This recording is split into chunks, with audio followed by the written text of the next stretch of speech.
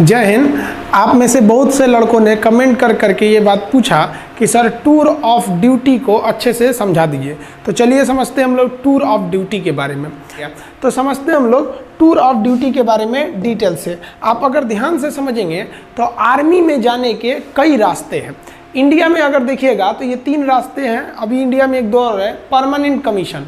Permanent commission उसे कहा जाता है जिसमें आपको पूरी ज़िंदगी आर्मी के साथ पूरी लाइफ गुजारनी होती है। लाइफ कहने का मतलब ये नहीं है कि आपको पूरी ज़िंदगी आर्मी में नहीं रहना है। अगर आप जवान हैं तो आपकी उम्र 38 से 40 साल होगी तो आपको रिटायर कर दिया जाएगा।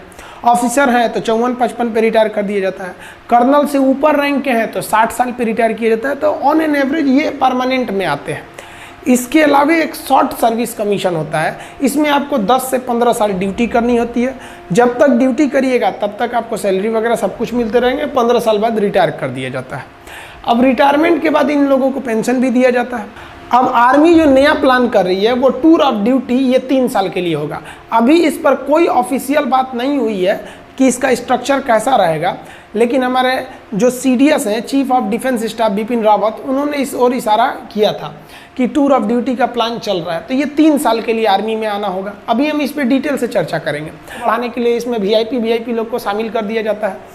अब मेन जो है वो हमारी बात चल रही है किस पर, टूर ऑफ आर्मी पर, टूर ऑफ ड्यूटी पर। इसके तहत केवल 3 साल के लिए लाया जाएगा। अब आप कहिएगा कि सर 3 साल में फ़ायदा क्या हो। देखिए, मान लीजिए अगर इस साल 1000 लोगों को भर्ती किए, फिर अगले साल 1000 लोग, फिर अगले साल 1000 लोग, 3 साल में हमारे पास कितने हो गए, 3000। अब अगले साल तो जो पहले आए थे वो तो रिटायर होंगे, फिर 3000 आ जाएंगे।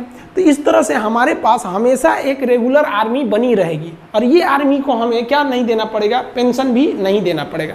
अभी हम पेंशन पे आएंगे, चर्चा करेंगे। अब थोड़ा सा हम आगे समझते हैं टूर ऑफ ड्यूटी में।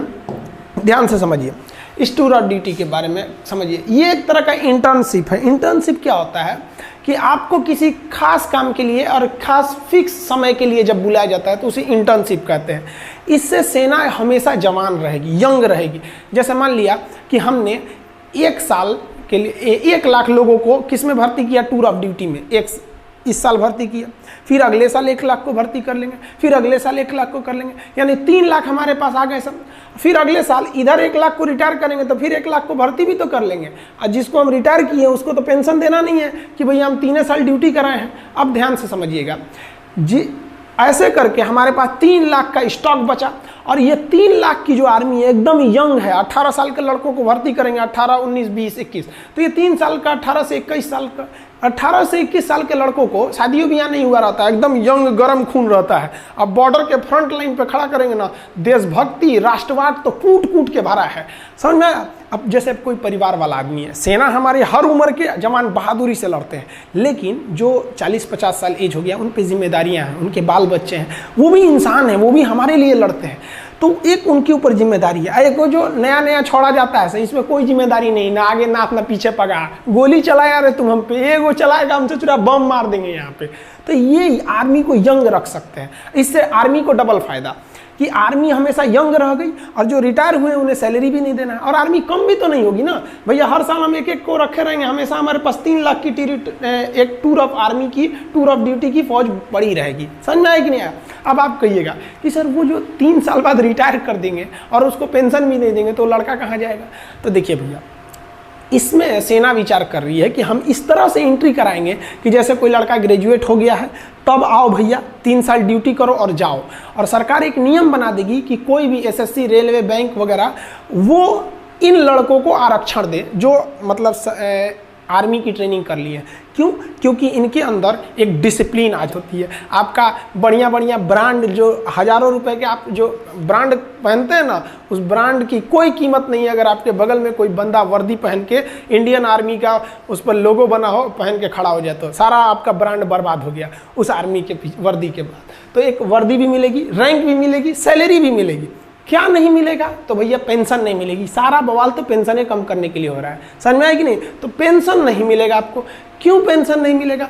क्योंकि पेंशन देने के लिए कम से कम आपको 17 साल की ड्यूटी करनी रहती है। इसमें तो ओवरऑल 3 साल की ड्यूटी ही है। तो समझ में आ रहा है कि नहीं आ रहा है। जो टूर ऑफ ड्यूटी के तहत आएगा वो सेना के एडवेंचर को भी देख लेगा, राष्ट्रवाद भी देख लेगा, डिसिप्लिन भी सीख लेगा, स्वास्थ्य, मेंटेलिटी, हर चीज को सुदृढ़ कर लेगा और दूसरी नौकरी में उसको छूट भी मिलेगा, तो उसका भी करियर खराब नहीं हुआ। देश की सेना भी जवान रह गई और देश का जो पेंशन पे खर्च था वो भी बच गया। आर्मी का जनता से जुड़ाव भी हमेशा रेगुलर बना रहेगा 3 साल पे। अब जैसे क्या होता है कि एक आर्मी गया वो 40 साल ड्यूटी पे रहेगा, तो भैया 40 साल तक आप उसके जगह पे दूसरा भर्ती नहीं ना करेंगे। टूर ऑफ ड्यूटी का है और कौन सा जवान हमारा मतलब परमानेंट है, तो सब का सब क्या रहेगा, एकदम सेम रहेगा।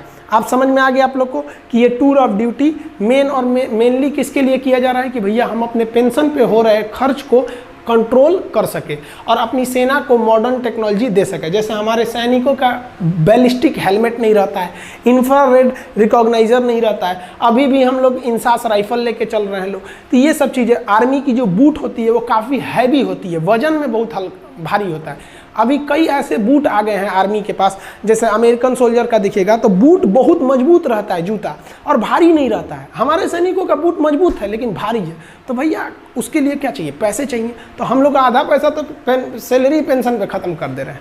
तो आई होप आप समझ गए होंगे टूर ऑफ आर्मी का।